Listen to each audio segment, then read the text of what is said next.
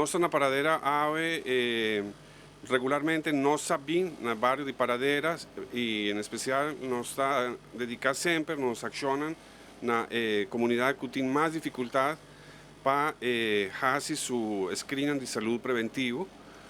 No caso aqui, AVE não está cobrindo full barrio e nós espera que nós tenhamos uma boa aceitação, mas sempre tem caso no barrio aqui de Paradera. Basicamente, nosso trabalho da NB está um trabalho dirigido na parte de prevenção, promoção e educação de saúde.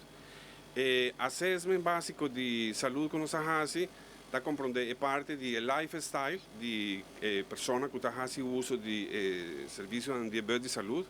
Assim, nós está check sua história básica de alimentação, movimento ou atividade física e fatores ou enfermidades crônicas presentes.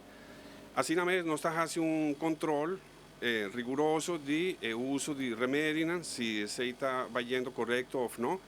E, no mesmo momento, nós está fazendo testes de suco, glucose, colesterol, pressão e algum outro teste mais, se está necessário no caso de cada paciente. O resultado está de viaje para cada paciente e a informação está de viaje para cada paciente e nós está referindo ao paciente, se esse é o caso também, se me ser na donador de serviço ou cuidado médico especializado que por requerir no momento aí.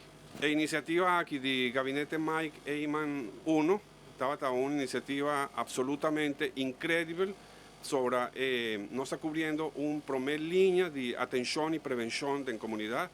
Na ano 2012, na luna de setembro, nós vamos estar em operação de eventos de saúde de conjunto de Instituto Viva, Saludável e Activo, está Ibiza.